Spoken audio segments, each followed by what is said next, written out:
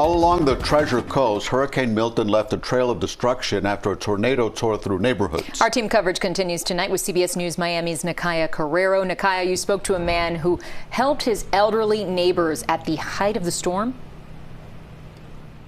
That's right, guys. We're here back in the Portofino Shores community where we were live last night, and we're actually getting a glimpse of the damage now that the daylight has come upon us. As you can see behind me, these are trees, and this pattern continues all the way throughout the community. And now we're hearing the stories of people who have lost everything, just like Ronald Mills, who helped his senior citizen neighbors come into his house after the tornado. Now, we're going to take you to some video where he has been working all day with his family and friends to start the cleanup process at his home. His work car that was sitting in his driveway, he says, was thrown by the tornado to his front yard. Throughout the Portofino Shores community, windows and garages that used to be are now debris and blown completely out and lay on the sidewalks after those tornadoes. Ronald Mills, he recounts the moments he and his family braced themselves as they went through those tornadoes. My wife told me don't go upstairs, but I ended up going up because I wanted to peep through the shutters, and one of the door flew off and hit me in my knee, and then the rest of the door started coming off the house. So by the time I tried blocking the door, then I just heard a loud pop on all the window shutters and everything started falling down. So I ran back downstairs to where my wife and kids was in the downstairs bathroom, and we just stayed there until everything passed and we were able to come back out. Now, like so many of us that have lived in Florida for years, Mills has gone through his fair share of hurricanes, but he says what happened last night and what his family experienced last night is something he never wants to go through again. People are sifting through the piles of debris in Fort Myers Beach. Hurricane Milton's storm surge pushed up 3 feet of water into homes and businesses, and lots of sand, too. Wind wreaked havoc as well. CBS News Miami's Larry Seward is live on the island tonight. Larry, people there unfortunately know all too well what lies ahead as far as this recovery process. Lauren, this is the 4th storm-related flood for some people here in the last 2 years. A major rebuild is on the way for more than a couple of those people, but that is hardly keeping everyone down. If a picture is worth 1,000 words, fixing this one feels priceless to Matt Price, whose dream development on Fort Myers Beach partially peeled away in Hurricane Milton's wind and storm surge. We actually had a trailer here, and we got the trailer off because the last storm, Helena, and we left it off, and this is the damage. Water rushing in Wednesday evening swamped homes. Some saw 3 feet of water. Everyone lost power. Backyard lanais crumbled. And so much sand covered roads that it took half a day to clean it enough for long lines of property owners to get in and see what they had left. That's when Price found this, a bench dedicated to Thomas Myers. He and his wife Fran used to own the Red Coconut RV park until Hurricane Ian destroyed it 2 years ago, right before Thomas died. That bench is a tribute Price kept to honor the man who sold him this land. He tried to lift it alone.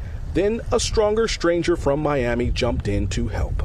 His name on it and represents the history of the Red Coconut, and just wanted to make sure that it was intact and back together. And I appreciate you helping me dig it out of the sand and to pick it up because I couldn't do it myself. It turns out, in a place with so much property lost, helping a stranger is hardly a lost art. Back here live, you're looking at other strangers helping a business owner get back on his or her feet here along the beach in Fort Myers Beach. The next hurdle for a lot of the people here is getting power back on. We saw power crews all across the area working hard to deliver. There are people who've lost just the power in their house. There are people who've lost the roof on their house. And again, yes, there are people who have lost their entire home. This is one of them. You can see just everything from this keyboard here all the way into the back. There are appliances there. This is one of a number of homes that have been destroyed in trailer parks, these mobile home parks that are always very vulnerable to this kind of severe weather here. And now you can see that it's pitch black here. The power is still out. Traffic lights are not working. And a lot of people here are wondering how they can make it through the night without any power. Lenny Vargas has only half a roof. It was coming out the lights. This chunk of it blew off. And my whole bed was soaked. That's just one of the troubles she came back to after evacuating. Now half my roof is gone. My bedroom's leaking and my closet, and it's just, everything, bed, everything is wet. Now with no power, AC, and limited supplies, she has to find a way to make it through the night at the Sunset Village Mobile Home Park. I don't think I'll be doing much sleeping tonight. It's just hard. And down the street, Matt Gonzalez came back to next to nothing. Everything's gone. I guess I'll go to the streets. He had to move his mother and his pets to a motel after evacuating. He can't even go inside and salvage anything. You can see the kitchen on the other side. Go look at my kitchen. You can see right in my kitchen. Others just needed some power supplies. Lines stretched outside of this Lowe's as people looked for wood, generators, and chainsaws to clean up the debris and fix any damage. I got trees. My shed got smashed. My gate, I got trees, man. Everywhere, trees everywhere. Ohio Street had debris blocking the road, along with downed power lines and metal strewn all over the neighborhood. Gonzalez may have to drive out of town through these dangerous conditions to find lodging. She's on hospice anyway. She's sick and ready to die. She's an invalid. And they're going to throw me out. I don't know what in God's name I'm going to do. Back here again, you can see the damage to this house, likely, not salvageable. There are probably a number of houses that are going to be torn down after this. And we also had spoke with the Manatee County Sheriff's Office. They had said that they are going to have people out and about helping clear the roads as best as they can, but they are urging people to stay inside because of how traffic lights are out. And so people really should not be driving in these conditions. And also, most importantly, we've gone around and we cannot find any gas station that has any gas available. So officials are saying that let them work, let them clear everything up. But any time you see a storm like this, just one day, or in this case, one night of storm damage could lead to days or weeks or even months of recovery. Now, Hurricane Milton took aim at the city of Tampa last night, leaving behind wreckage and devastation. CBS News Miami's Anna McAllister joins us live from Tampa right now. Anna, you hunkered down during the storm. Take us through the aftermath. Well, Elliot, parts of North Tampa are just underwater now. Just unprecedented flooding in this neighborhood. And one building that was affected greatly was this assisted living facility that you see behind me. More than 135 people were rescued from it, and many of the people in there are wheelchair-bound veterans. And I spoke to one man who has served our country for decades, and he tells me that he was sitting in his wheelchair in water for hours. You guys do a great job. Michael Allen served our country for decades. The disabled vet was staying at the Great American Assisted Living Facility during Milton when he says water started pouring in. How high was the flooding? It was about up to my bed. I slept in a great bed all night. Michael and his friend Marianne Wilbin were just two of more than 135 people in the facility trapped as water started rising inside of the building. Marianne's son told us how dire the situation was. She was stuck in a chair in chest deep water all night long until this morning. And some of these people was in the bed, they couldn't get up.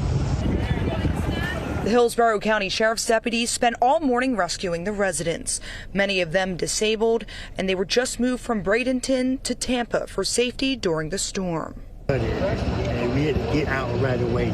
We just didn't get nothing. One by one, each of these residents were loaded into school buses and taken to the Yuengling Stadium at the University of South Florida. And joining us now are Danielle and Carter McMasters. They rode out Hurricane Milton at their home in Wellington with their two kids. Danielle and Carter, welcome and thank you for being here. It's good to see you. It's good to see that you look all right. Danielle, let's start with you first and foremost. How are you holding up after Hurricane Milton? We're doing the best we can. As you can tell, I've lost my voice just in the exhaustion of all of this, but we truly are thankful to be alive. That's the most important thing, that we walked out of that house with each other and our two children. We truly think God protected us because it's a miracle. How old are your kids? Talk to us about how they're doing and how they're processing all of this. Our kids are 6 and 4. Our daughter Riley is in first grade, and Hudson is 4 in VPK. But they're struggling to process. they're doing the best they can. But my daughter, we all barricaded ourselves in a closet. And so the way we barricaded ourselves is that Carter threw his body over us. But my daughter was facing out. So the rest of us were facing in. And she saw the flying debris. She saw the doors fly off. So I think seeing that was very hard for her. But she's resilient, and we know we're all going to get through this. I read that from our booking notes that she told you in the moment, "Pray, Mommy, pray." How did that hit you? It was incredible because my first instinct was fear, but her first instinct was faith. And so when she said, "Pray, Mommy, pray," I said, God is going to protect us. And I have told a couple of people maybe 45 minutes before this happened, I was reading, I had prayer time and I was reading my Bible, and I randomly opened up to Psalm 18, which says, "God is my rock, my fortress, and my strength. He is my shield in times of trouble." And that is exactly what he was for our family. I don't know how we are okay, because had we not moved to the closet in time, the front door blew in and it would have taken my son out where he was sitting, and God protected us. Yeah. I mean, seeing the photos of devastation, your home, you have a lot ahead of you still. And when we look at the fact that hurricanes seem to continue to become batter Florida, one right after the other, increasingly common. Carter, I understand you're from Tennessee. You're familiar with tornadoes, but this is something that's a little bit different for you. Now you have tornadoes and hurricanes. Does all of this give you pause about where you choose to have your family? I mean, we put down roots here, and our roots are strong enough where a tornado and a hurricane can't really affect that right now, to take that lightly. So, no, I mean, we've experienced, tornado growing up. I remember the sound. So when I heard that, I had to spring into action. But in Florida, these haven't had a hurricane since being here for like 13 years. That's really affected us. And these tornadoes, we kind of laughed at them, thinking they're just funnel clouds. But seeing the local news earlier that morning with the pictures and the video of fully formed tornadoes, I knew that something was different. And I took the action quicker with the alarms, power going out. I was a little more, call to action. So we got alerts on our phone, and that's what sprung us to action, the tornado alert. And we are glad that you got those alerts and that your two little ones are still with us. Given the extensive damage to your home, what are the next steps for you? What do the next several weeks, months, even years look like for you? I know our next step is finding a place to live. We have been blessed. I cannot tell you the people who showed up at our door within minutes of this happening. Our community has showed up. We both teach in the town that we live in, and our students' parents, our church, our neighbors, my family lives locally, just showed up and just have blessed us by bringing crews of people. So we're going to need to find a place to live. We are going to hope and pray that our homeowner's insurance covers what we lost so we can rebuild, and that our car insurance replaces our cars because they were in our driveway and are now in our backyard. We saw images, it looks like, of your cars upside down and on top of trees. Those are fully totaled. Correct. Yes. Yeah. So we hope insurance recognizes that we can't drive them anymore. All right. But we want kids to be able to continue to call this community home because it's blessed us so much. Yes. Well, Danielle and Carter McMasters, appreciate you sharing your perspective, your blessings with all of us. We thank you. Thank you so much. Appreciate it.